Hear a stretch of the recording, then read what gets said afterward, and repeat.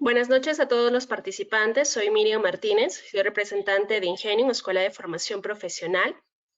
Primeramente, agradecerles a cada uno de ustedes por tomarse el tiempo de desarrollar esta sesión, esta conferencia o también denominado sesión webinar. ¿Sí? Es un seminario en el cual ustedes van a tener el tiempo para poder acceder a un contenido especializado. En este caso, lo que vamos a desarrollar esta noche es mantenimiento con modelos predictivos de Machine Learning. ¿Sí? Va a ser dirigido por el ingeniero Orlando Belli. ¿Sí? Él es el quien va a desarrollar el contenido esta noche. Sobre todo para que todos los profesionales que están interesados en este programa de especialización, este curso de especialización, pues tengan los conocimientos de poder predecir problemas, ¿no? Y cambiar lo que son las rutinas en el área de mantenimiento, que es una de las áreas más importantes dentro de todas las industrias, y sobre todo mejorar los procesos, ¿sí? Vamos a desarrollar una agenda. Primeramente vamos a desarrollar lo que es la presentación de la empresa, ¿sí? ¿Quiénes somos nosotros? ¿Quién es Ingenium? Escuela de Formación Profesional, para que ustedes tengan en claro cuáles son los objetivos de nosotros como empresa para con ustedes, ¿sí? Segundo, vamos a hacer la exposición del docente. Él va a desarrollar el tema que les he comentado al inicio. Tercero, vamos a desarrollar lo que son sesión de preguntas y respuestas. En esta sesión yo les pido que como somos una gran cantidad de personas, ahora mismo más de 300 personas, les solicito de que puedan, en el lado derecho tienen un icono de preguntas, puedan irlas formulando. ¿Para qué? Para que sobre todo puedan llevarse un contenido puntual de esta exposición, de esta sesión webinar.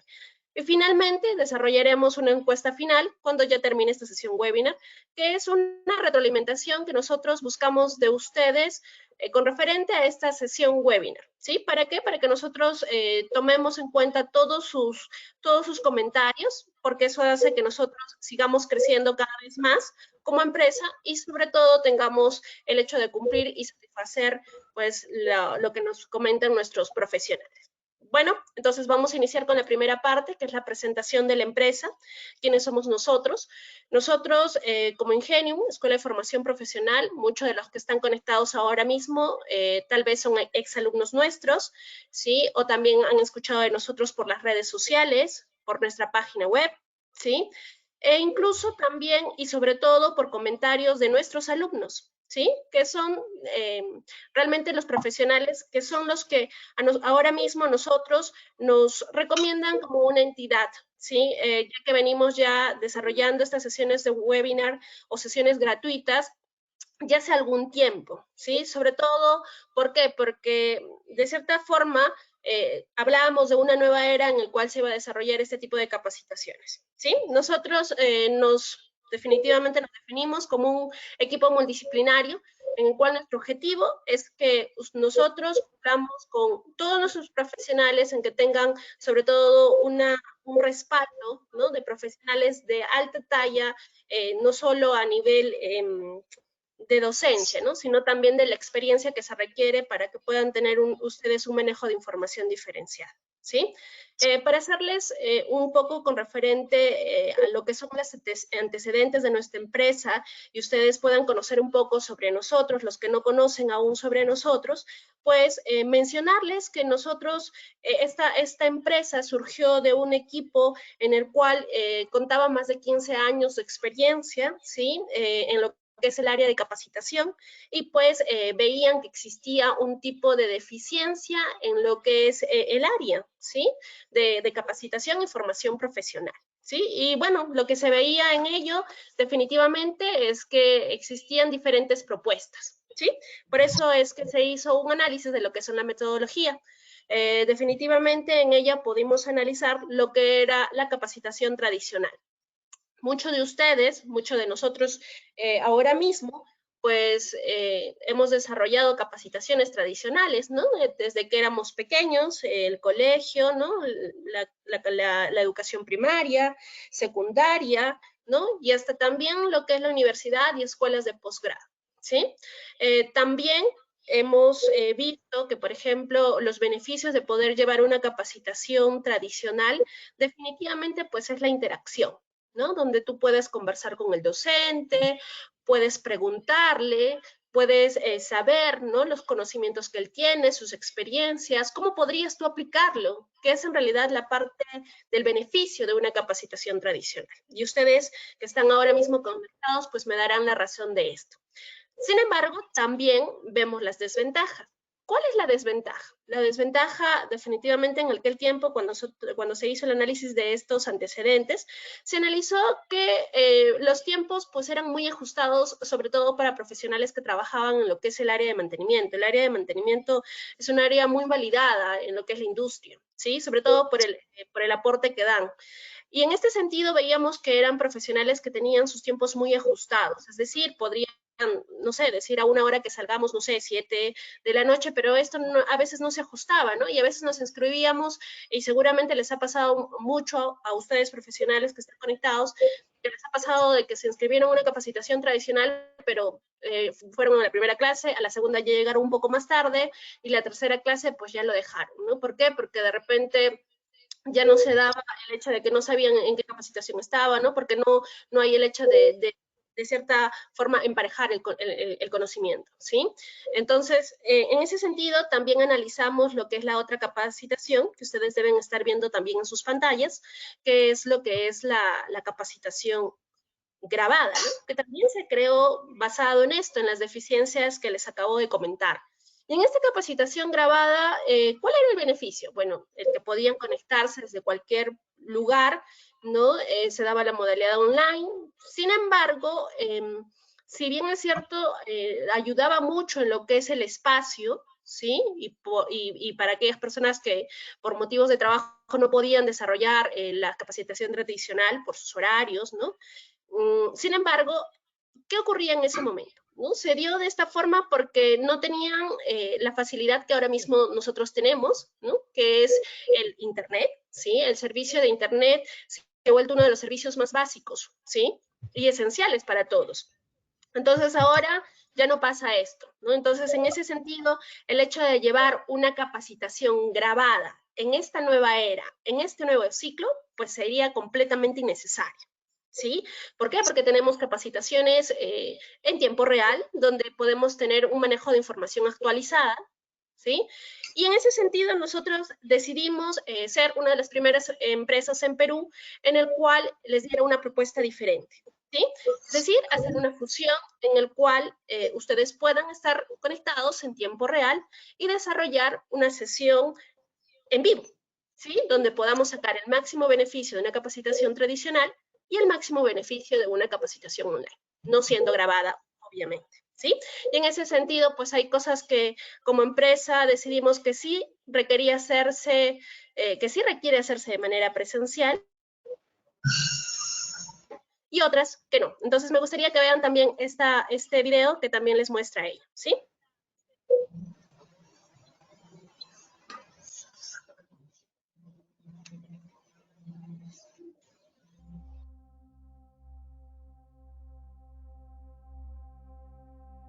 En Ingenio sabemos que hay situaciones en la vida que salen mejor si son presenciales, como los viajes,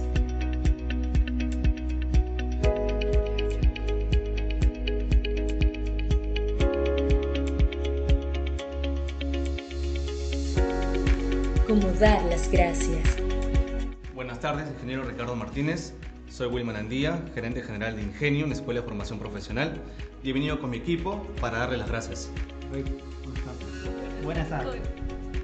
Como los reconocimientos. Ingeniero Ricardo Martínez, en vista de su confianza depositada en nosotros y el ser el primer alumno de la empresa Ingenio, una escuela de formación profesional, hemos venido a darle las gracias y asimismo un reconocimiento.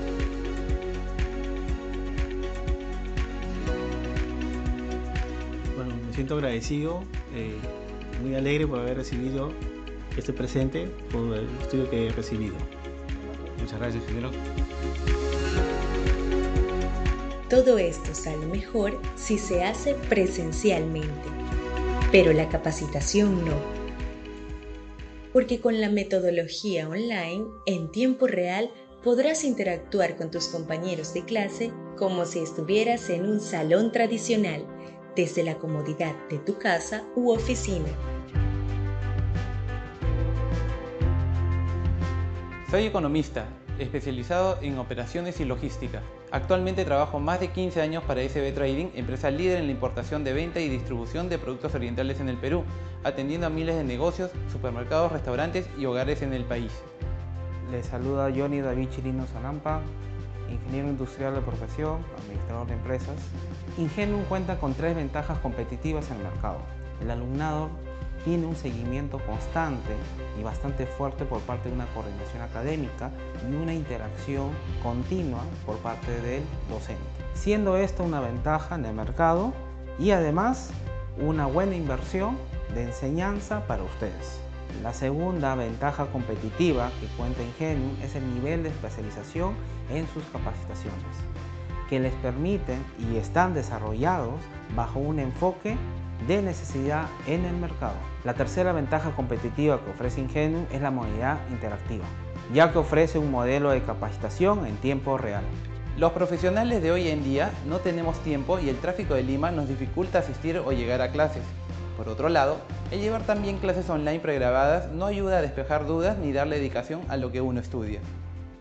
Mi nombre es Jorge Vilcapoma, ingeniero civil de profesión de la Universidad Nacional de Ingeniería, con 15 años de experiencia en el área de gestión, inmobiliario y de supervisión de proyectos, con maestría en dirección de la construcción en la UPC. Actualmente estoy a cargo de 2 programas de especialización: el programa de planeamiento y control de proyectos en la construcción y el programa de gestión de la calidad en proyectos de la construcción. La principal ventaja que cuenta este programa es que puedo compartir con los alumnos experiencias, una interacción a través de casos, una interacción a través de talleres, a través de discusiones que difícilmente se pueden encontrar en modalidades grabadas. Mi actual posición en la jefatura de logística y el liderazgo en el mercado de la empresa donde laboro me exige hoy en día estar capacitado en temas especializados dentro de mi posición. Por ello, busqué especializarme en el programa de Lean Six Sigma Green Belt que ofrece Ingenium, por ser un programa que cumple mis expectativas. El llevar el webinar de introducción fue uno de los motivos que me llevó a inscribirme en este programa de especialización. Los webinars son gratuitos y permiten compartir con usted un contenido especializado, así como vivir la experiencia de cómo sería el programa a lo largo del tiempo. Así le permitirá a usted tomar una mejor decisión. Una tercera ventaja de este programa es el acompañamiento continuo y comprometido del área académica, cuyo objetivo final es que se supere las expectativas de usted. No esperes más, decide ahora y vive la experiencia en tiempo real. Me siento satisfecho por las clases en vivo y poder resolver así mis dudas en directo con el profesor. Y en caso no pueda asistir a las clases a tiempo, puedo volver a verlas gracias a la plataforma. A ti, profesional de la construcción, te invito a participar en nuestros programas. Vive la experiencia en tiempo real.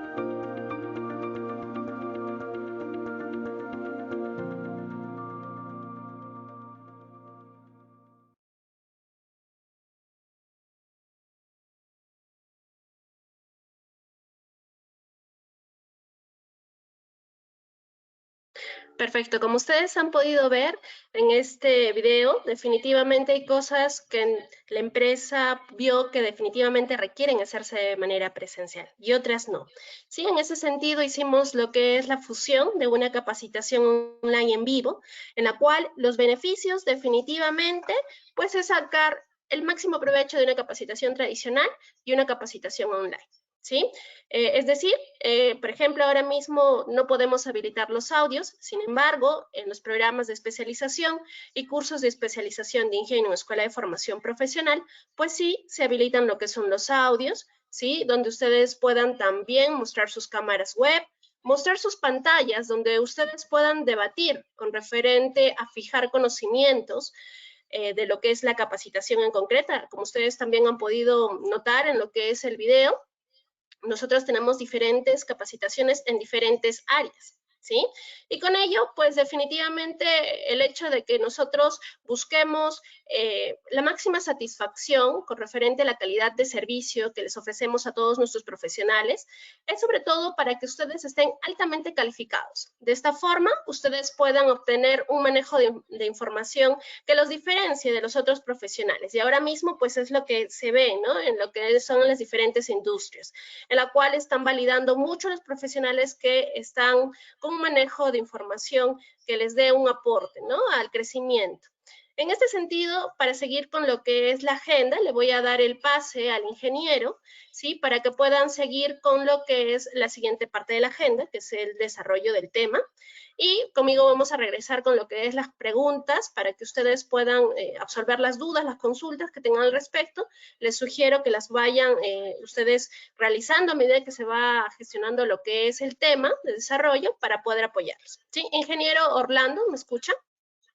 Sí, correcto, correcto, Miriam. Perfecto. ¿Le acabo de dar el pase? Ok, dame feedback, me imagino que sí se me está escuchando correctamente. ¿Puedes visualizar mi pantalla, por favor? Claro que sí, ingeniero. Le doy el pase para que pueda iniciar. Gracias. Ok, listo, muchas gracias también. Ok, buenas noches con todos, muchas gracias por su tiempo. Vamos a comenzar con el contenido de mantenimiento con modelos predictivos de Machine Learning, ¿no? Entonces, un poco de quién soy, ¿no? Actualmente me dedico a la ciencia de datos en el sector retail, un poco a la parte de negocios. También trabajé bastante como instrumentista y operador de sala de control en plantas de gas natural, aquí en Perú, en Ecuador, básicamente en los sectores de energía y gas natural, ¿no? Es ahí donde veo en la parte de operaciones, en el SCADA, la gran cantidad de información que cuentan las plantas, digamos, de este tipo de proceso continuo, y básicamente esa información se utiliza más para hacer reportes del día a día y análisis descriptivo, pero no se aprovecha al máximo, porque teniendo la información desde el inicio de operaciones, podemos hacer predicciones con Machine Learning, ¿no? Bueno, actualmente también me dedico a la docencia en centros de capacitación tecnológica, cursos de Big Data, diplomados de BI, ciencia de datos, gestión de mantenimiento. También he enseñado lo que es programación de PLC, instrumentación, control de procesos. También he capacitado personal del sector de energía de minas. Y bueno, actualmente ahora tengo las dos pasiones que son la enseñanza y justamente lo que es lo de Machine Learning. Si requiere mayor información de algunos contenidos que publico, ahí dejo mis páginas web y mi LinkedIn. Bien, el temario de que vamos a consistir el día de hoy, vamos a ver un poco de ciencia de datos, ¿no? Un poco de ciclo de flujo de decisiones en base a data, lo que se llama ahora data driven, ¿no? Fuentes de datos, que es la materia prima del Machine Learning, tipo de modelos descriptivos, que son los más usuales, los que normalmente son los clásicos que se utiliza, y ahora vamos a ver modelos predictivos, que es inferencia estadística, donde vamos a aplicar un poco de modelamiento con Python o R. Y un caso práctico aplicando el IDE. IDE es una interfase para poder acceder al lenguaje. Jupyter Notebook, esta interfase nos permite tanto interactuar como R o con Python, ¿no? Podemos utilizar cualquiera de los dos lenguajes. Los objetivos de este webinar es explicar las diferentes fuentes de información que utilizamos, ¿no? Manipular un poco datos con R y Python utilizando el IDE Jupyter Notebook. En Jupyter Notebook existe la versión online, ¿no? O sea, a veces de repente no queremos instalar la versión, o a veces es un poco complicado por el tema de las versiones de Windows, ¿no? Windows 7, 8, 9, entonces hay una versión online que funciona perfectamente en todas las versiones de Windows porque justamente es online. Realizar el cálculo de confiabilidad de activos de una planta, del motor de una planta térmica, ¿no? Y esta parte de confiabilidad, lo que siempre utilizamos normalmente es la distribución Weibull, ¿no? Ahora, ¿qué cosa es la ciencia de datos? Bueno, la ciencia de datos es una técnica también conocida como data mining, ¿no? También se le llama minería de datos. ¿Por qué este término de mining? Porque es como en la minería, ¿no? Es como el proceso minero. El proceso minero para extraer el oro, ¿no? Un gramo de oro, muchas veces tienes que hacer un gran trabajo de gran volumen de un cerro, ¿no? Digamos, tienes que cortar gran cantidad de un cerro para obtener 1 kilogramo de oro, ¿no? Entonces, el oro es el valor. Aquí en ciencia de datos, ¿cuál es el valor? El valor es el resultado, la interpretación que hacemos en la gran cantidad de datos, ¿no? Entonces, en lugar de digamos, consumir tiempo en demoler cerros, aquí la información, la cantidad de tiempo que nos demanda analizarla, ¿no? ¿Por qué? Porque tenemos en los sistemas SCADA la información almacenada desde inicio de operaciones, que ahora en este paradigma lo utilizamos, ¿no? Muchas veces hacemos reportes del mes pasado, del año pasado, que funcionan solamente en ese momento, pero ahora no. Ahora nos va a servir para poder hacer predicciones, ¿no? Ahora, ¿cuáles son los pilares del Data Science? Básicamente la matemática, y no solo o sea, no me refiero a estadística, sino matemática general, ¿no? Podemos ver un poco de álgebra lineal, un poco de matemática inferencial y no solo la estadística clásica, ¿no? Pero esta parte la hace el software, ¿no? O sea, no tenemos que preocuparnos tanto de hacerlo a mano como anteriormente, ¿no? O sea, vamos a utilizar la potencia del software. Por eso ahí viene ahora la parte de programación, que es el otro pilar. Vemos matemática, programación y nuestro negocio, ¿no? O sea, en general la tercera parte es conocimiento del negocio, pero como estamos ahora aplicados a mantenimiento, va a ser la teoría del mantenimiento, ¿no? Los indicadores de mantenimiento, la confiabilidad. Ahora, vemos un poco los tipos de aprendizaje que existen en Machine Learning. Es supervisado y no supervisado. Entonces, dentro del aprendizaje supervisado se le denomina de cierta forma supervisado porque interviene la mano de nosotros, ¿no? O sea, nosotros tenemos que darle tanto los inputs como los outputs, ¿no? Inputs y outputs para que el programa aprenda a relacionar en cierta forma cómo mezclar o cómo relacionar los inputs para tener un determinado output. En cambio, en el aprendizaje no supervisado, no tenemos necesariamente outputs, ¿no? Simplemente le damos datos, le damos entradas, y el algoritmo automáticamente empieza a agrupar los datos o clusterizar los datos, agruparlos por características similares, ¿no? Entonces, estos son los dos paradigmas que se manejan en Machine Learning, ¿no? Supervisado, cuando le damos entradas y salidas, y no supervisado, cuando simplemente le damos entradas. Y automáticamente el paradigma del algoritmo lo empieza a agrupar por características similares, ¿no? Dentro del aprendizaje supervisado tenemos regresiones y clasificaciones, ¿no? Y del aprendizaje no supervisado, análisis de clusterización y reducción de dimensionalidad, o también se le llama el PCA, ¿no? Análisis de principales componentes. Ahora, el ciclo de flujo de análisis para nosotros en lo que es tema industrial a nivel de planta, empieza muy posiblemente en un SCADA, ¿no? Y si ustedes pueden observar acá, empezamos en este pequeño SCADA, donde puedo visualizar algunas partes de tuberías del proceso, y nosotros en el SCADA podemos obtener la información de toda la sensórica de planta, que cada vez es mayor, ¿no? Sobre todo en las empresas de procesos continuos, ¿no? Los procesos continuos, ¿no? Minería, energía, plantas de gas, petróleo, petroquímicas, todos procesos continuos que cuentan con SCADA, se puede aprovechar mucho más esto, ¿no? Entonces, toda esta información de los sensores, ¿no? Que van a un PLC y el PLC va hacia el SCADA y el SCADA lo almacena en una base de datos, ¿no? Esa base de datos normalmente, no necesariamente tiene que ser SQL Server, puede ser Oracle Máximo o alguna gestor de base de datos propietario del sistema, ¿no? Se almacena la información, ¿no? Se almacena la información, y la ventaja o la importancia de ahora es que tenemos esa información desde el inicio de operaciones.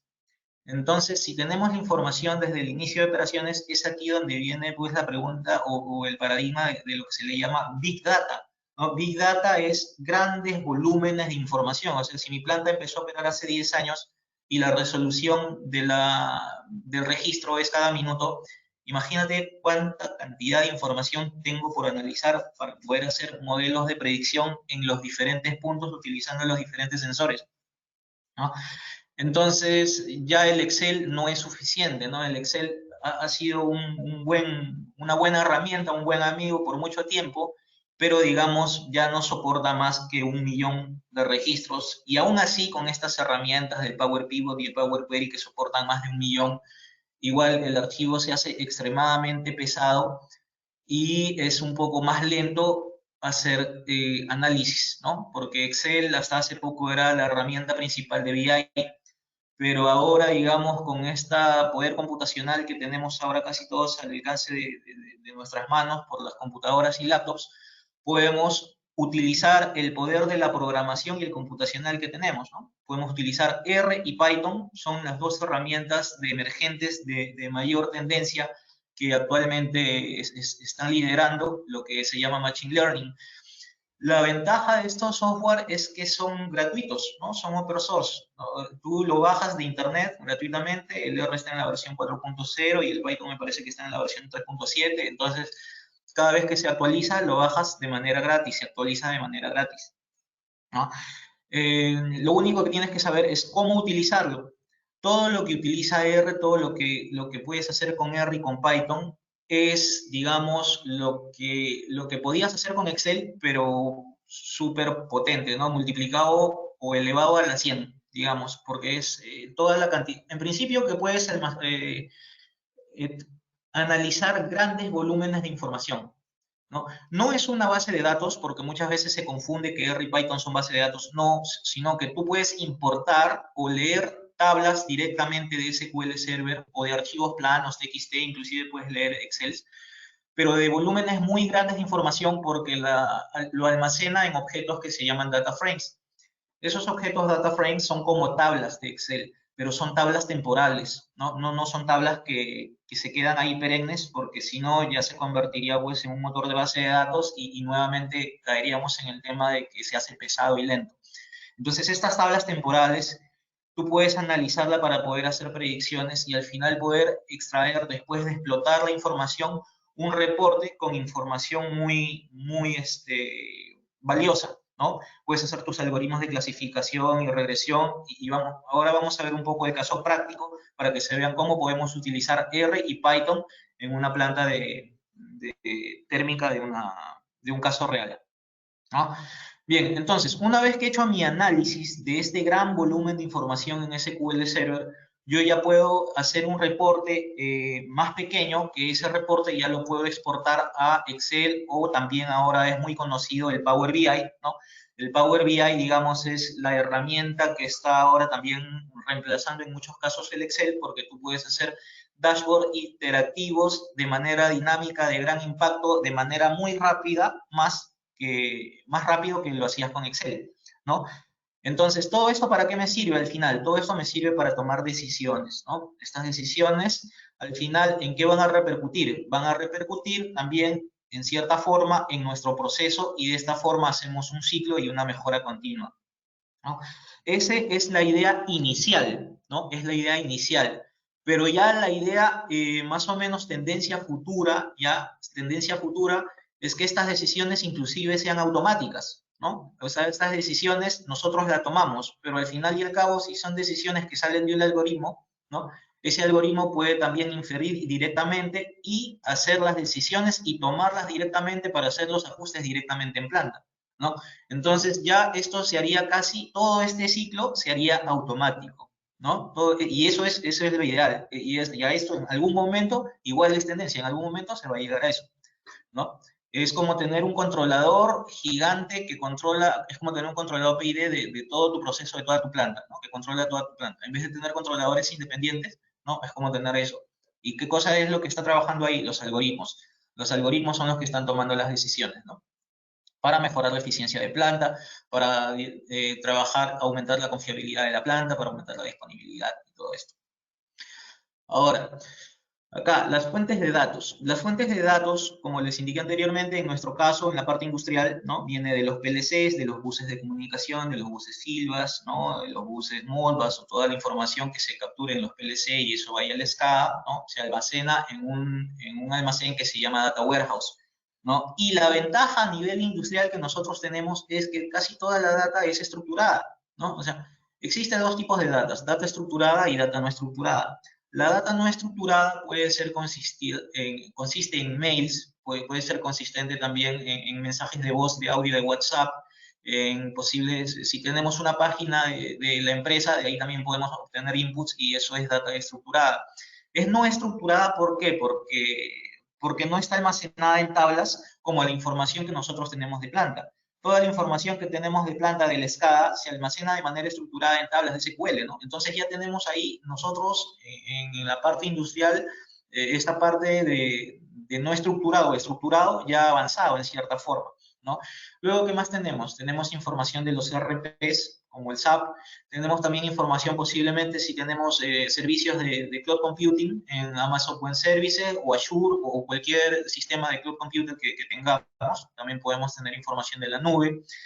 Tenemos tablas en SQL Server y todo esto serían nuestros inputs, ¿no? Tenemos inputs y ingresan a este Data Warehouse, que también a veces es llamado Data Lake, ¿no? Entonces, toda esta información que almacenamos, ¿no? Es nuestro gran repositorio de información desde el inicio de operaciones.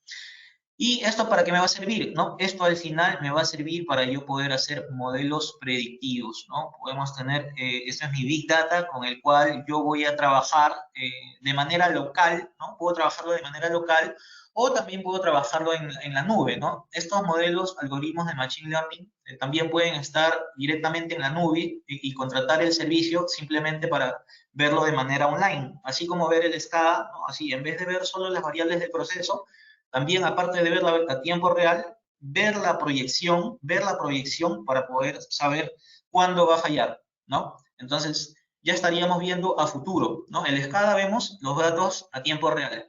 Pero con esta parte de Machine Learning, ya vemos también el futuro, vemos la tendencia, no solo a tiempo real, sino la proyección, ¿no?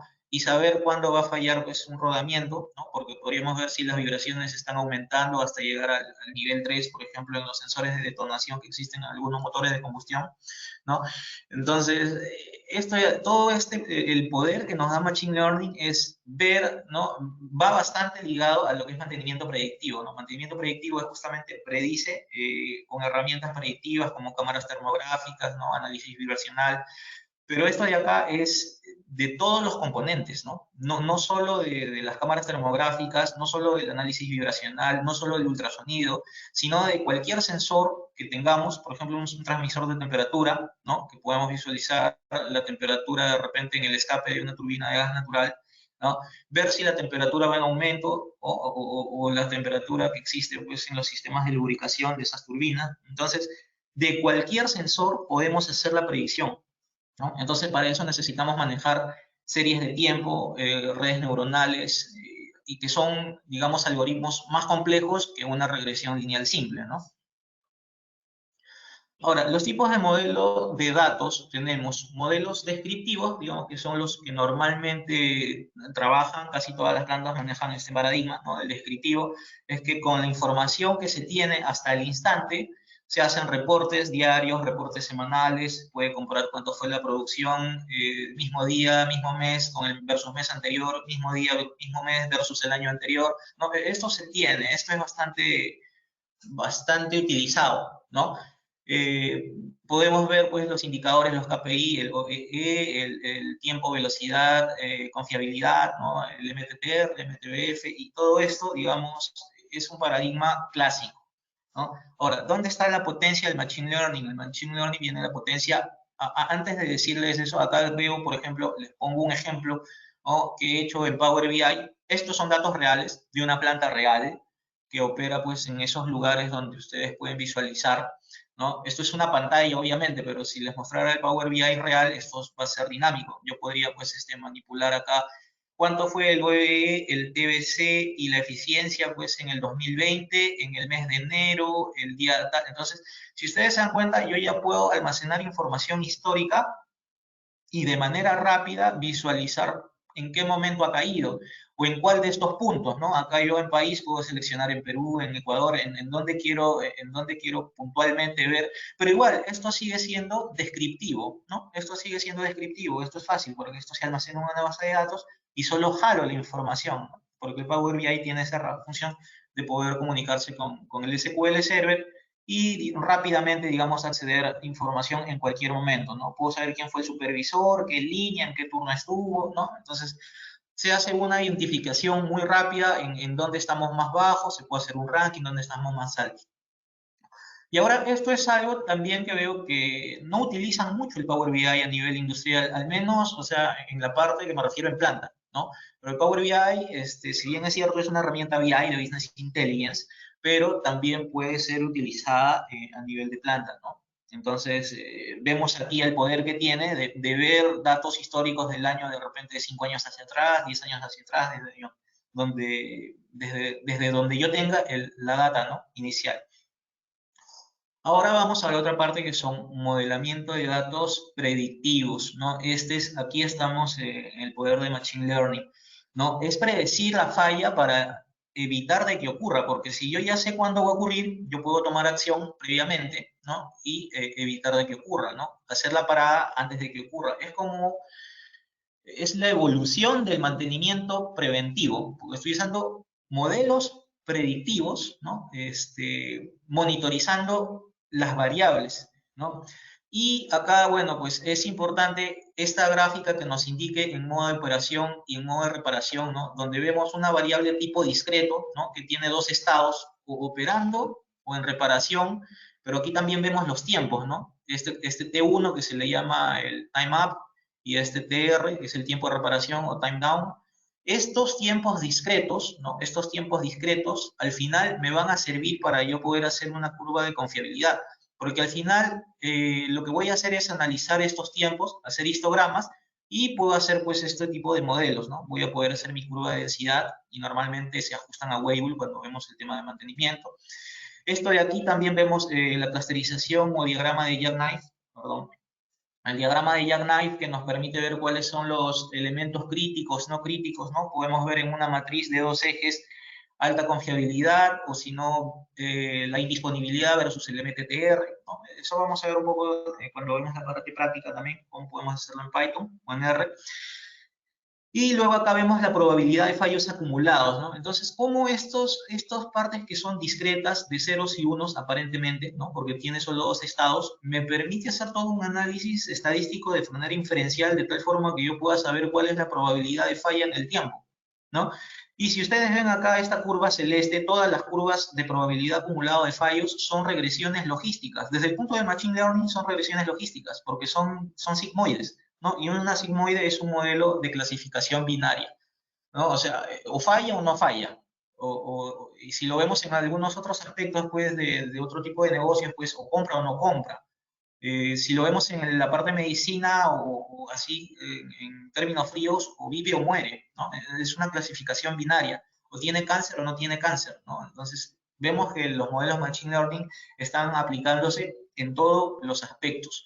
Y en la parte de mantenimiento está algo incipiente, pero justamente estamos en este tipo de capacitaciones para ver cómo podemos utilizar el poder del Machine Learning en las áreas de mantenimiento, ¿no? ¿Qué más es lo que podemos ver acá? Por ejemplo, modelo predictivo RULE, ¿no? El tiempo de vida restante o remaining useful lifetime, ¿no? Entonces, podemos ver que en Python o R podemos analizar una data, y esta data puede ser pues de unos rodamientos que nos dan las vibraciones, ¿no? Por ejemplo, había una planta térmica que tenía 3 tipos de detonación, nivel 1, nivel 2 y nivel 3. Y tenía una curva similar a la que les estoy mostrando aquí en la parte derecha superior, ¿no? Tenía una curva similar, pero el tema era que cuando llegaba al nivel 3, te detenía el motor, y al detenerse el motor, toda la planta se caía, porque al final solo tenía 3 motores, pero funcionaban 2, y toda la demanda, cuando se caía uno, tenía que soportar los otros 2, y al final eso ocasionaba una variación de frecuencia, activaba el relé térmico y se caía la planta, ¿no? Entonces, si nosotros tuviéramos o hubiéramos tenido esa herramienta, y ahora se puede utilizar, ¿no? De ver cuál es la tendencia antes de llegar al nivel 3 de detonación, yo podría saber, ¿no? En el tiempo, en qué momento voy a llegar a ese nivel de detonación 3, entonces tomar acción, ¿no? Yo puedo hacer, saber de repente, pues en este caso tengo que dice son 150 unidades, ¿no? Estas unidades pueden ser minutos, pueden ser horas, pueden ser días, pueden ser ciclos, ¿no? Y acá en la parte inferior se puede ver en dónde se almacena, digamos, la gran probabilidad de fallos, ¿no? Entonces, acá en la gran probabilidad de todos esos sensores, más o menos llegan a la parte de detonación entre 300 a 350 unidades de tiempo, o ciclos, o lo que yo esté analizando, ¿no? Entonces, eso es la importancia, ¿no? De poder ver más a futuro, ¿no? Si los operadores puedan ver en qué momento va a fallar, ¿no? Pueden ver su predicción en su escala, eso les va a permitir tomar acción y evitar estas paradas de plantas no programadas, ¿no? Esto también me puede servir, por ejemplo, para los cambios de filtros en las turbinas, ¿no? Los filtros de aire, que muchas veces los filtros de aire son a veces no se puede cambiar o predecir tan fácilmente cada cierto tiempo, porque a veces varía también del sistema ambiental, ¿no? Cuando hace calor se levanta el polvo y se ensucian, pero en la noche como baja la temperatura y hay humedad, se limpian. Entonces es un poco difícil hacer una predicción en qué momento, ¿no? Por el diferencial también de aire que puede ser. Y esta parte justamente nos va a ayudar porque cuando hacemos cambio de filtros, también lo hemos hecho desde el inicio de operaciones. Entonces, al nosotros alimentar al modelo con data histórica, el modelo aprende en qué momento se hace el cambio de filtro, ¿no? Y también es más fácil para el modelo hacer esta predicción, muy aparte que ya tiene los datos históricos, ¿no? Muy aparte que tiene los datos históricos. Bueno, vamos a ver un caso práctico, ¿no? Vamos a ver un caso práctico. Esto es algo, esta es una planta que funciona con 3 motores de combustión interna. Aquí están los motores, ¿no? Grupo 1, grupo 2, tiene sus controladores Woodward para hacer la sincronía con la red, para que puedan entrar, ¿no? Para poder sincronizar, si uno está apagado, el que entra, el que sigue, tiene que igualar la frecuencia de la red y la tensión de la red y la fase también de tensión para poder sincronizar y todo eso, ¿no? Estos son motores a gas natural, ¿no? Entonces hay una ERM o una estación de gas natural que justamente alimenta de gas a este tipo de motores. Y justamente la ERM es la que vemos aquí.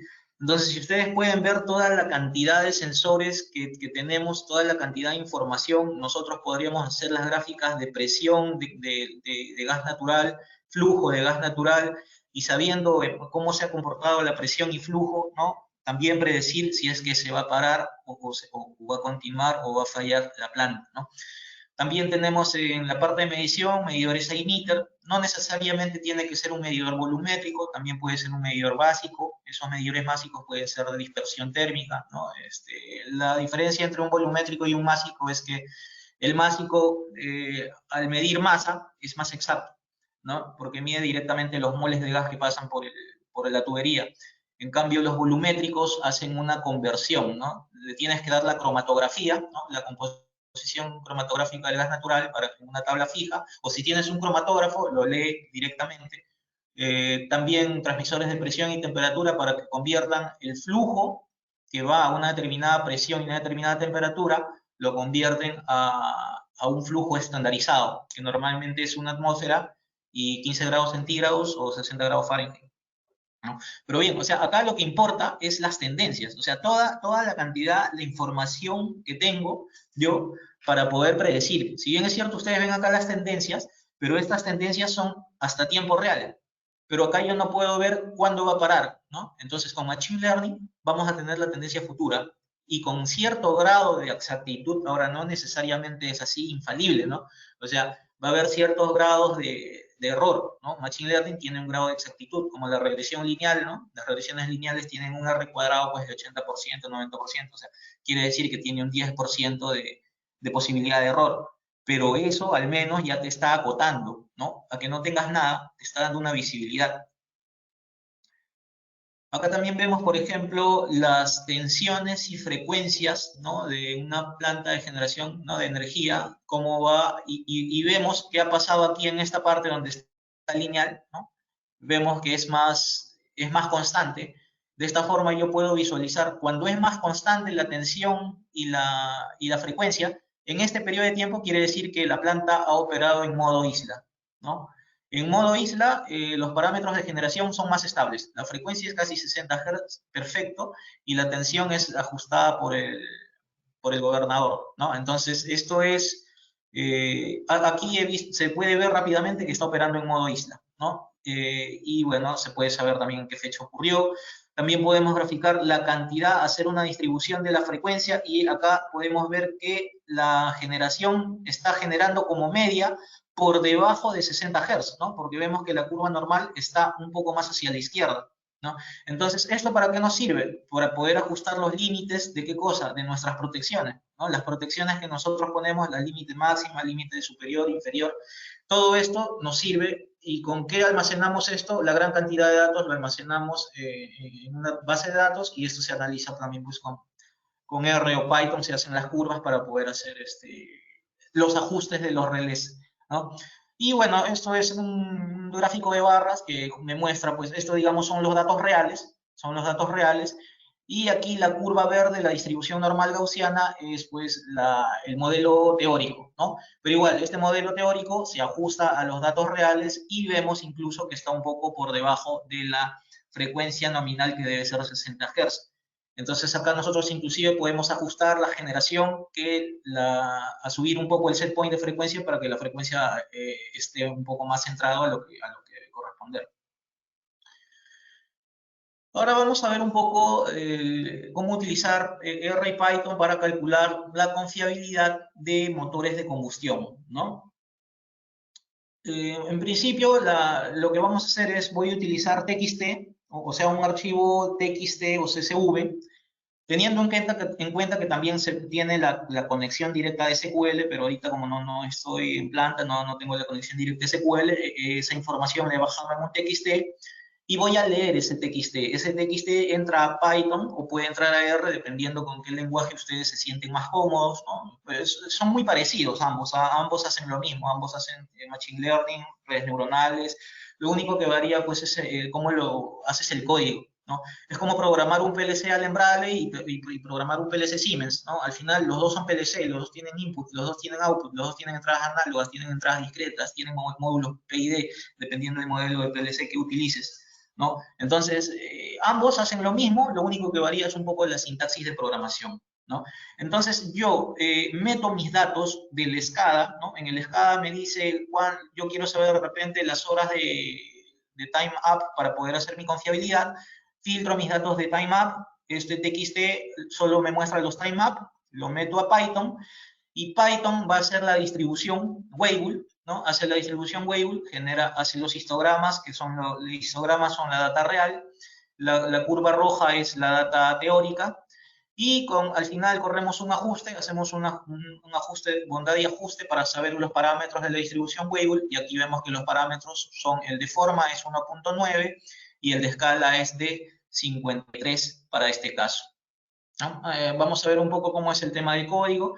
Y una vez que tenemos esto, ya podemos inferir probabilidades, ¿no? ¿Cuál es la probabilidad de que mi equipo falle? Por ejemplo, acá en esta curva que vemos acá abajo, estas dos conversan entre sí, ¿no? Estas dos conversan.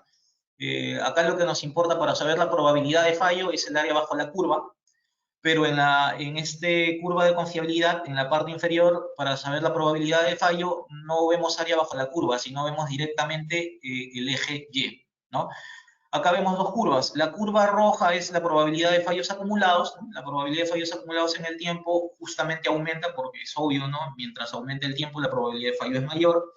Y la curva de color verde es la confiabilidad, ¿no? Sabemos que la confiabilidad más la probabilidad de fallos en todo momento es igual a la unidad, ¿no? Entonces, acá yo estoy poniendo un eje, ¿no? Para saber, digamos, cuánto es la confiabilidad de mi equipo o la probabilidad de fallo, o la confiabilidad, ¿no? Dependiendo en qué curva voy a mirar, para un tiempo de 40 días, por ejemplo, ¿no? Y la confiabilidad para 40 días sería aproximadamente 20%, y la probabilidad en 40 días sería aproximadamente 80%, ¿no? Vemos que el 80 más el 20 en todo momento nos da el 100%.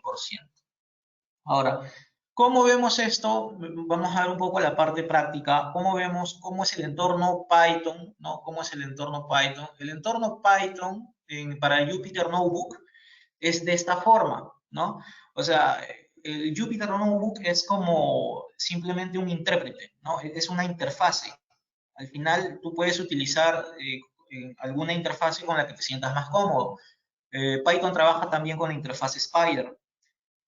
Y R pues trabaja con RStudio y bueno, en fin, son solo interfaces, ¿no? Entonces, acá lo importante que quiero mostrarles, este es el lenguaje Python. Acá lo que estoy haciendo primeramente son importar librerías, porque es como cuando tienes el celular, ¿no? El celular, cuando lo quieres utilizar, cuando está nuevo, no tiene todas las aplicaciones. Al final tú le estás bajando aplicaciones que vas a utilizar.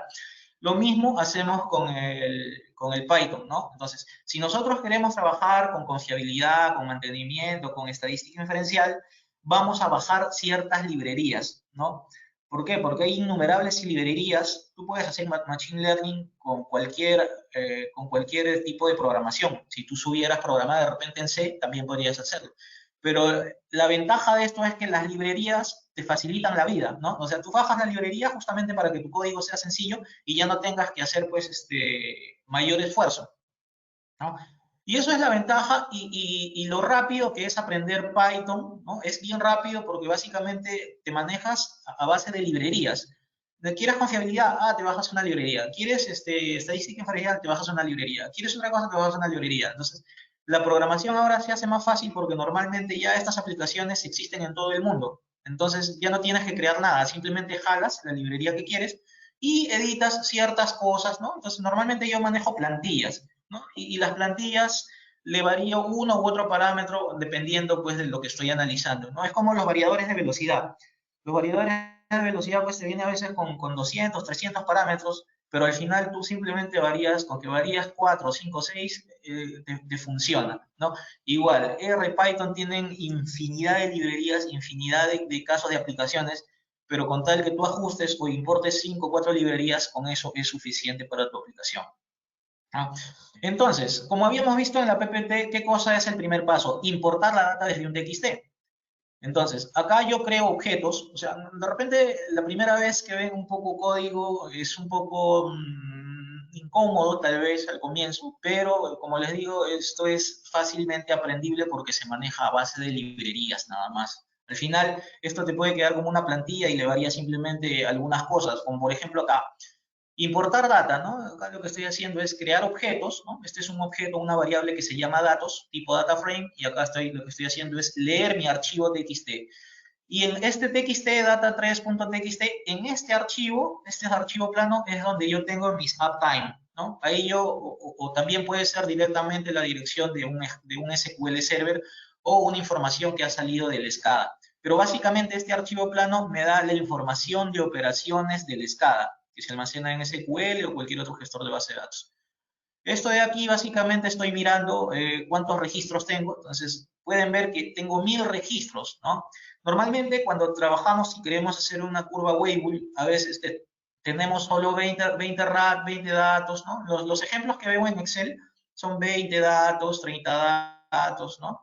Pero acá, mira, la cantidad de información que tú puedes tener para tener un modelo Weibull más exacto que lo que tuvieras si lo hicieras en Excel. Y aparte, en Excel normalmente trabajas con otro método, ¿no? El método de hacer los dobles logaritmos, ¿no? El doble logaritmo neperiano para poder linealizar la curva y poder hacer tu regresión lineal y luego una vez que está la regresión lineal calculas los parámetros y luego regresas y la vuelves curva. Acá no, acá directamente lees los datos y fíjate la cantidad que estamos leyendo, mira, 1000. De que puede ser más, puede ser más. Yo solo he leído los últimos 1000 datos, ¿no? Pero de que puedes hacerlo más y mientras más datos sea mejor. Entonces acá yo puedo visualizar un poco con este comando datos.get, se puede visualizar los 10 o los 5 primeros datos, ¿no? Entonces se puede hacer un poco para que tú veas qué datos existen en el TXT, ¿no? En el TXT que yo veo acá, en el data 3, los 5 primeros datos son estos, 30, 64. ¿Y esto qué cosas son? Los tiempos up-down, ¿no? O sea, en la primera ocasión funcionó 30.97 hasta que falló. Arrancó la segunda ocasión 64.08 hasta que falló, ¿no?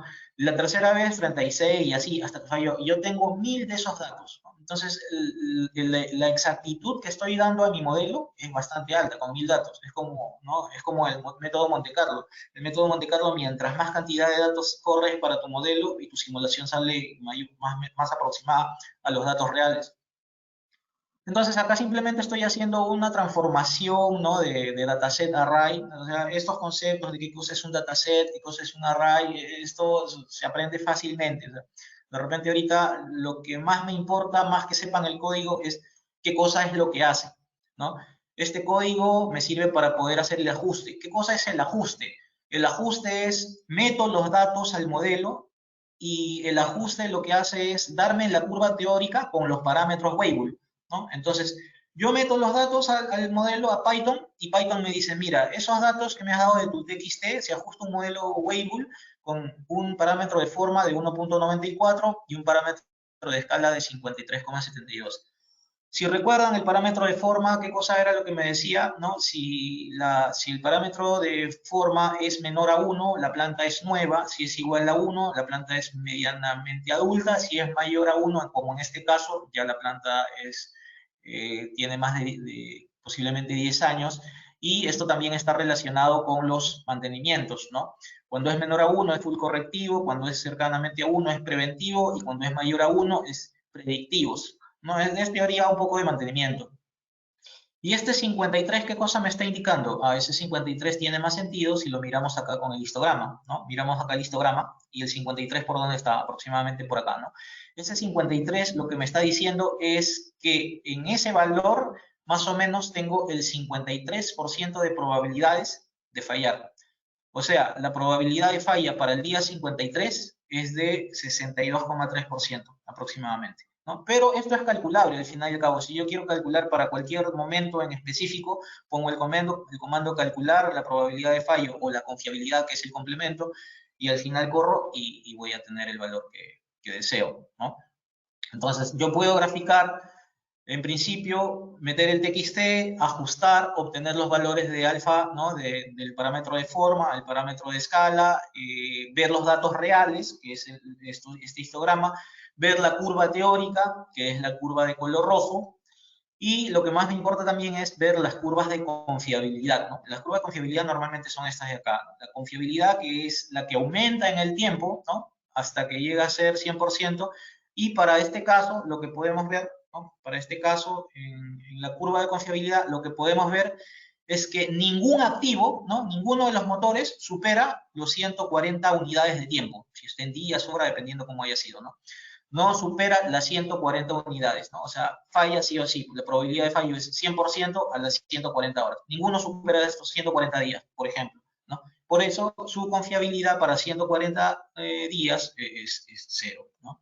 Entonces, de esta forma, de manera muy rápida, esto te puede servir como una plantilla y al final tú lo único que vas a cambiar es tus datos, porque acá, digamos, lo único que vas a cambiar sería, en lugar de data 3, tú bajas tu archivo y le pones pues el nombre data 3 inclusive y ya está, ¿no?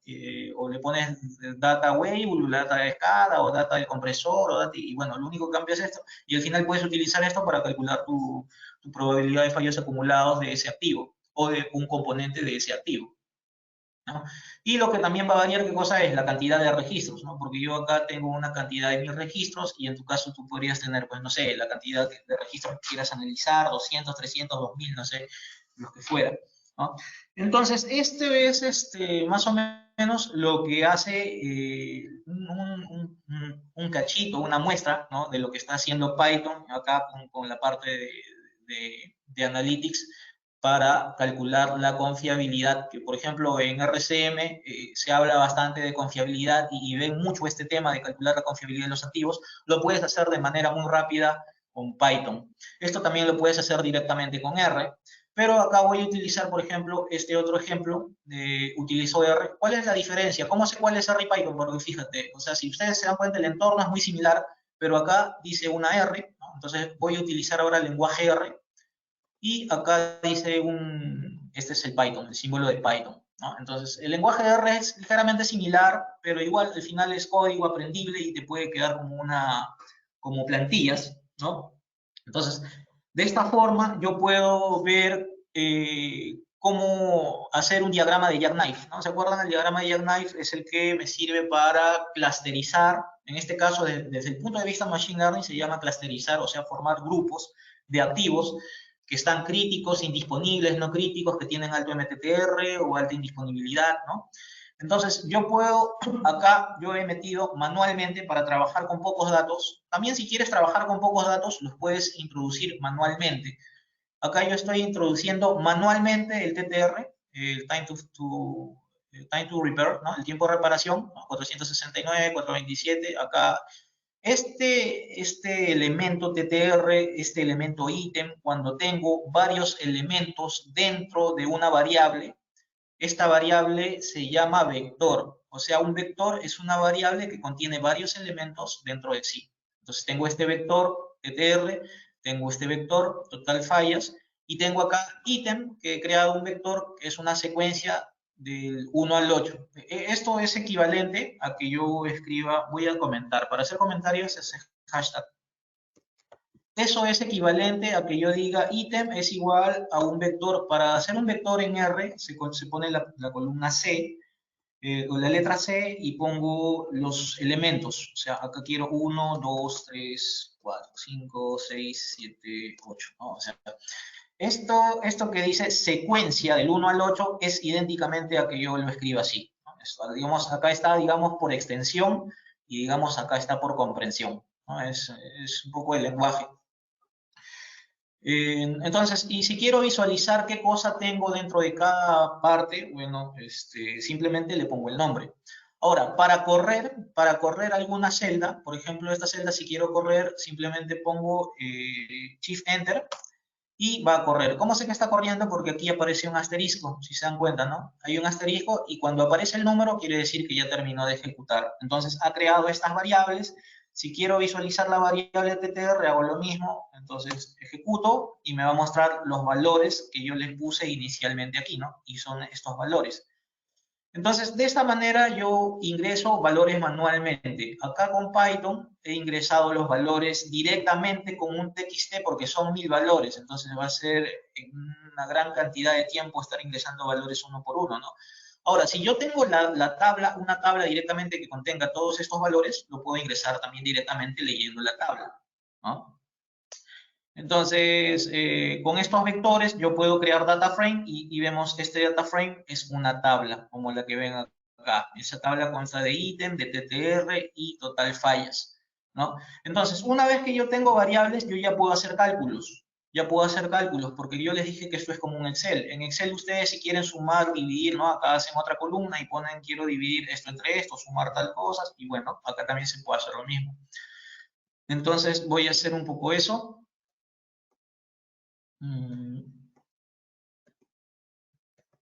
A ver.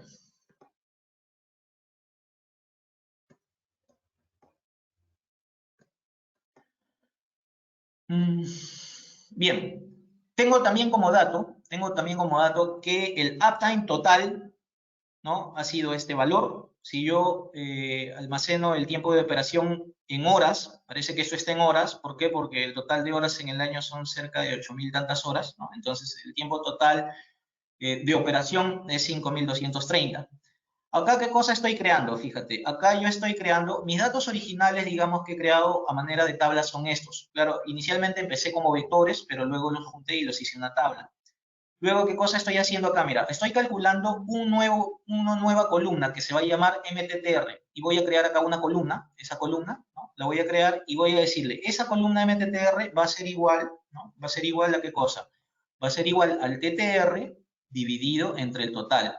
Estos signos de dólar, lo que me está representando es que se refiere a que este elemento, es vector, le pertenece al objeto DS. El objeto DS es un objeto data frame que justamente es este de acá, mira. Este DS me representa toda esta tabla. Entonces estoy diciendo, créame un objeto MTTR que sea igual al TTR entre el total de fallas, ¿no? Es como que en Excel dijera, acá pongo un signo igual y pongo simplemente una división de esta columna TTR entre el total de fallas y se crea automáticamente un vector que se llama MTTR y acá está, ¿no? Acá está, ya acá veo los cuatro elementos y de esta forma puedo seguir creando, ¿no? Por teoría, ¿no? Puedo seguir creando por teoría. ¿Qué cosa ahora voy a crear? El parámetro tasa de fallas. Por teoría, tasa de fallas es 1 entre la inversa del MTBF, ¿no? Y como el MTBF es el uptime entre el total de fallas, ¿no? Es teoría. Podemos crear esta variable. Y al final, ¿por qué estoy creando estas variables? ¿Por qué? Mira, ahora creo la variable indisponibilidad, ¿no? Ahora, ¿por qué creo estas variables? Porque el método de clusterización justamente utiliza las variables MTTR, tasa y disponibilidad, que originalmente no las tengo, pero tenía estas dos, el TTR y el tasa de fallas, eran mis inputs, y con estos dos inputs he podido crear estas otras tres ¿no? Y con estas tres yo ya puedo hacer mi diagrama de jackknife, ¿no? Ya puedo hacer el diagrama de jackknife. Y el diagrama de jackknife, ¿no? Haciendo este tipo de cosas, así con algoritmos de Machine Learning, lo clusteriza directamente. Yo le digo, créame 3 grupos, ya, créame 3 grupos con estos datos, y si te das cuenta, ya los coloca con color, ¿no? Acá hay un único punto de color negro que vemos que tiene un alto MTTR, ¿no? Alto tiempo de reparación, pero ¿qué cosa? Tiene baja, ¿qué cosa? Aquí estamos mirando en el eje, acá estamos mirando, tiene baja tasa de falla, ¿no? Este punto negro. Luego tiene estos otros de color rojo, ¿no? Y fíjate que les ha puesto rojo automáticamente el software, ¿no? O sea, ¿por qué los pone rojos a ellos? ¿Por qué? Porque ellos están más agrupados, más cerca entre sí, de ellos.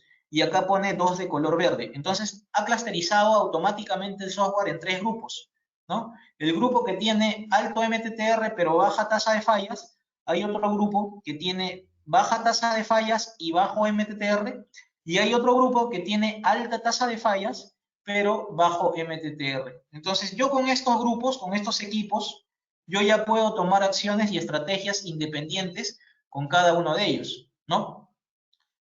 Y bien, así como veo de estas dimensiones, MTTR y tasa de fallas, puedo ver otras dimensiones, ¿no? Puedo ver cómo es versus la indisponibilidad, y versus la indisponibilidad lo vemos desde otra dimensión, ¿no? Indisponibilidad versus tasa se comporta de esta manera. Pero igual, mira, tenemos un clúster de grupos cercanos de color verde, otro clúster de grupos de color rojo, y acá vemos otro de color negro.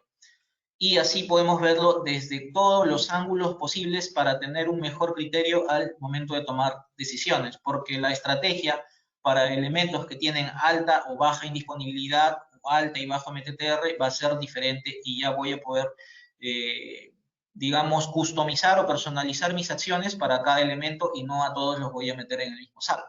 Entonces, este es un ejercicio rápido de clusterización.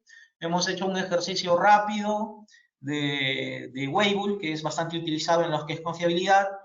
Y bueno, de esta forma también se puede utilizar algoritmos de regresión para poder hacer predicciones, ¿no? Y saber cuándo va a fallar o cuándo va a detonar, pues, algún sensor antes de que pare el equipo, ¿no? Entonces, bien, le he mostrado 2 de los algoritmos que digamos, más he desarrollado en lo que es Machine Learning industrial. Y bueno, quizás hay algunos que se puedan marear con el tema del código, pero más allá del tema del código es lo que se puede hacer, ¿no? Lo que se puede hacer, y he tratado de mostrarles todo lo que puede hacer Machine Learning en este tiempo. Sé que de repente es un poco corto para poder explicar y explotar todas las potencialidades y capacidades que tiene, pero bueno, es una de las restricciones con las que contamos, ¿no? Entonces, bien, Miriam, por aquí, por este lado, yo ya he culminado con la parte, digamos, la parte teórica, y el caso práctico, manipulando un poco, mostrando un poco cómo son las interfaces utilizando Jupyter Notebook, y acá tendría un ejemplo más con R, pero bueno, es bastante muy similar. Esto de acá es la interfaz de RStudio. Puedo hacer diagramas de densidad para hacer análisis estadístico. Y bueno, o sea, la idea es que sepan que hay diferencias en cada uno de ellos, que hay interfaces, y el lenguaje es muy similar en ambos. Entonces, Miriam, yo creo que pasamos al tema de las preguntas. Si es que ¿Sí? Sí, claro que sí. Entonces vamos a seguir con lo que es las preguntas, ¿sí? Que ustedes han ido formulando. Les vamos a ir dando de acuerdo para aprovechar el tiempo. Sí, aquí comenta David Calderón Góngora. Menciona, ¿el modelo predictivo también se puede usar para distribución normal y exponencial? Perfecto, correcto, claro que sí. El modelo predictivo, al final los modelos de básicamente que utilizamos acá, si tú te das cuenta, acá vemos una distribución normal, ¿no? Vemos una distribución normal. Al final, las distribuciones son estadísticas, ¿no? Son estadística inferencial. Las más utilizadas son la normal, la Weibull y la exponencial, pero también se puede utilizar la log normal, la gamma, todas las distribuciones estadísticas que existen, tú puedes utilizar, ¿no? Se puede utilizar cualquier tipo de distribución. Perfecto, ingeniero. La siguiente pregunta es de Ari Leonel González. menciona, ¿cuál es la diferencia en usar R o MATLAB? ¿En qué caso se aplicaría usar uno u otro? Tú puedes usar cualquier lenguaje de programación para hacer Machine Learning. Puedes usar Visual C, inclusive podrías usar de repente macros en Excel con VBA, ¿no? El tema está en tu dominio, ¿no? O sea, puedes utilizar, si conoces, las carpetas de MATLAB para poder hacer redes neuronales, para poder hacer Machine Learning, y tienes esas cualidades y las capacidades para hacerlo, lo puedes hacer. O sea, no hay diferencias. La ventaja es que R en principio es open source, es gratuito, y tiene librerías, ¿no? O sea, tú ya no necesitas crear alguna librería de red neuronal o de clusterización, ¿no? Simplemente las llamas y hay plantillas para que tú simplemente muevas alguna parte del código y lo ajustes a tu requerimiento. Pero en sí tú podrías utilizar cualquier tipo de lenguaje de programación. Yo más le doy fuerza a R y Python porque tienen estas ventajas de las librerías aplicadas a Machine Learning y también son open source, son gratis, no se necesita licencia. Gracias, ingeniero. Bueno, para continuar con las preguntas, también comentarle a todos los participantes que si bien es cierto en esta hora es imposible poder desarrollar, ¿no?, todo el tema y seguramente se han quedado con algunas dudas, ¿sí? Nosotros desarrollamos lo que es el curso de especialización en ciencia de datos aplicado en mantenimiento predictivo, ¿sí? Este es un curso de especialización que está iniciando el próximo mes, los primeros días de junio, y definitivamente el hecho de que ustedes también se hayan tomado un tiempo para desarrollar esta sesión webinar, también les vamos a asignar un tipo de descuentos especiales para los que están en esta sesión webinar, ¿sí? Entonces, continuemos con lo que son las preguntas. El señor Hernán Carmen Palacios menciona, ¿cuál es la importancia en la instrumentación de campo y la automatización de la adquisición de datos en todos los procesos para aplicar el Machine Learning? La importancia está en justamente que tú puedas evitar la falla, ¿no? O sea, cuando tú tienes la instrumentación de toda la planta, ¿no?, en los procesos productivos, de procesos continuos, toda esa información, de cualquier tipo de información, de cualquier sensor de presión, temperatura, caudal, flujo, pH, lo que fuera, eso te va a servir como inputs para poder hacer tus modelos más exactos, ¿no?, más precisos. Cuando tú tienes tus modelos más exactos, más precisos, tú vas a saber cuándo va a fallar para tomar acción antes de que ocurra, ¿no? Entonces, cuando tú tomas acción antes de que ocurra, mejora tus indicadores de confiabilidad, tu disponibilidad, todo eso, ¿no? Ahí la importancia de la instrumentación de campo. Perfecto. Henry Villanueva comenta, buenas noches, ¿cuáles son los factores a considerar para seleccionar Python o R y cuáles son las ventajas y desventajas entre Power BI y Excel? Ya, entre R y Python es como preguntarle pues a las personas cuál es el mejor equipo del mundo, ¿no? O sea, va a haber personas que les va a gustar un equipo y van a hacer, ¿no? En este caso hay R lovers y Python lovers. Yo les considero, en todo caso les sugiero que aprendan de ambos, que aprendan tanto de R como de Python. ¿Por qué? Porque en algunos proyectos, algunas empresas utilizan R y otras empresas utilizan Python. Entonces, si conoces de ambos lenguajes, no vas a tener inconvenientes en adaptarte rápidamente. Ahora, con respecto a la segunda parte entre Excel y Power BI, te lo pongo así, mira, el Power BI es como el Excel con esteroides, ¿no? O sea, es el Excel superpotenciado, ¿no? Así de simple, ¿no? El Power BI hace todo lo que hace el Excel y mucho más.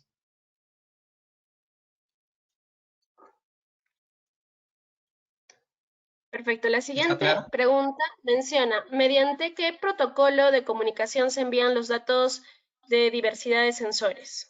Comenta José Gutiérrez. Bueno, eso depende del fabricante que esté utilizando la empresa, ¿no? Si utilizas Smart, va a ser Filba Foundation. Si utilizas, pues, Simatic, si utilizas Siemens, muy probablemente sea, pues, las redes Simatic. Si utilizas Allen Bradley, DH+, ¿no? O sea, eso es indistinto. Eso es, digamos, eso es pre. Eso no tiene que ver todavía con Machine Learning. Machine Learning como que no le importa qué protocolo de comunicación utilice tu planta. Lo que le importa es entrar a la base de datos y a partir de ahí hacer tus modelos. Pero cómo llegaron a esa base de datos, no interesa, no tiene mayor relevancia. Puede utilizar cualquier protocolo. Cristian Santillán Armas comenta, en monitoreo de condición de equipos rotativos de planta industrial, ¿qué modelos podemos usar con referente a lo que es los modelos predictivos, ya sea con termografía, vibraciones? ¿Esto lo pueden realizar los mismos analistas o ingenieros predictivos? Sí podrían hacerlo, me parece interesante la pregunta, sí pueden hacerlo porque, a ver, Machine Learning como su materia prima es data, y al final y al cabo las cámaras termográficas y al final las imágenes también son data no estructurada, pero son data, existen algoritmos de Machine Learning de reconocimiento de formas, de imágenes, de figuras, es lo que hace Facebook para reconocernos y etiquetarnos, ¿no? Entonces, eso también se puede aplicar y eso sirve como data no estructurada, que al final se estructura y sirve como input para que puedas hacer un modelo, ¿no? Ahora, si haces lo de máquinas rotativas, lo que se me viene a la mente más es análisis vibracional. Y ese análisis vibracional, hacer tendencias de series de tiempo, ¿no? Tipo ARIMA, ¿no? o Seasonal Autoregressive Integrated Moving Average, y bueno, con eso tú puedes predecir el rule, ¿no? Lo que hemos visto, el tiempo antes de que ocurra la falla. Eso es lo que podría haber en máquinas rotativas. Rubén Ordaya comenta, de acuerdo a su experiencia y la cantidad de datos, ¿dónde se entrenan los modelos para el mantenimiento en una computadora común o es necesario utilizar una nube? Claro, hay dos formas.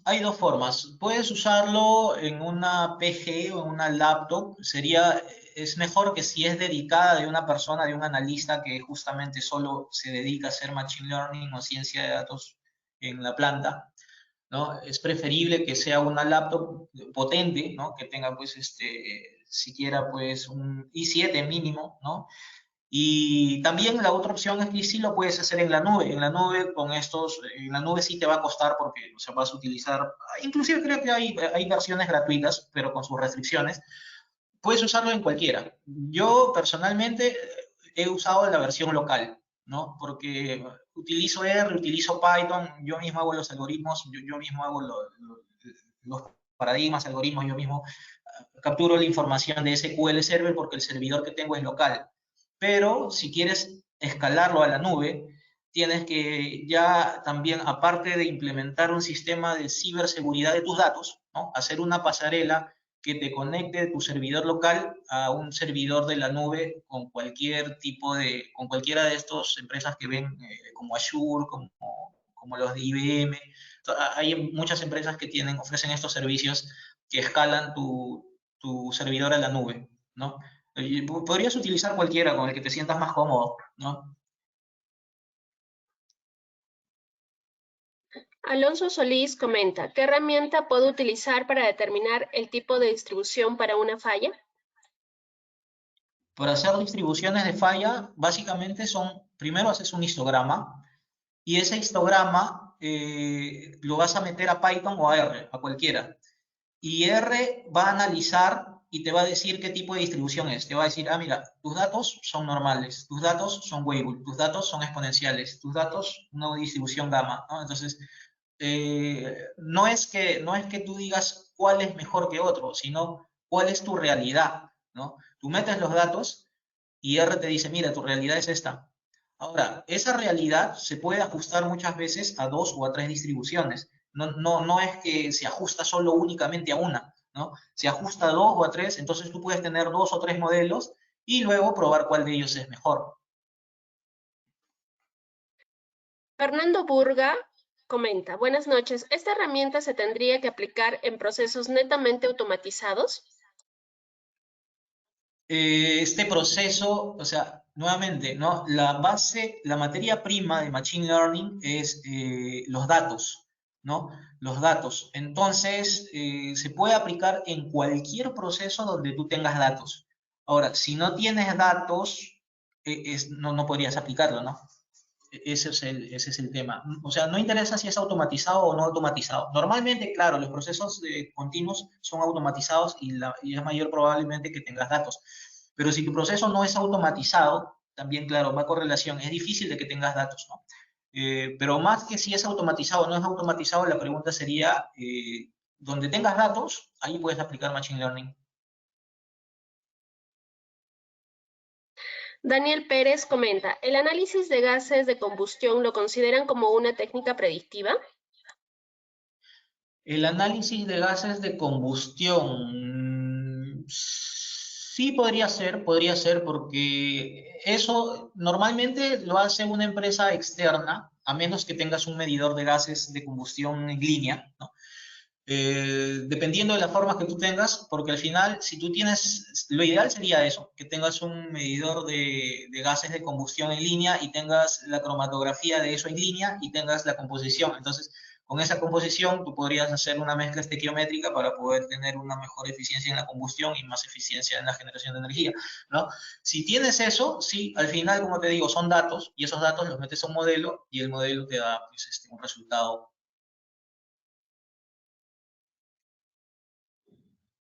Perfecto, muchas gracias, ingeniero. Como somos una gran cantidad de personas, también hay una gran cantidad de preguntas, ¿sí? Entonces no vamos a poder absolver todas por una cuestión de tiempo.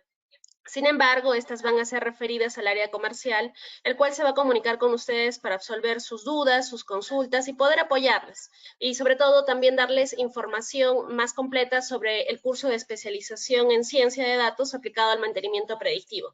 Y tal como les había comentado, nosotros les estamos asignando unos códigos de descuento para las personas que están en esta sesión webinar, ¿sí? Que es un descuento para las personas que están interesadas en una inversión, ¿sí? En pago en cuotas, que el código es el que están visualizando en pantalla, y también un descuento en el 15% al contado, ¿sí?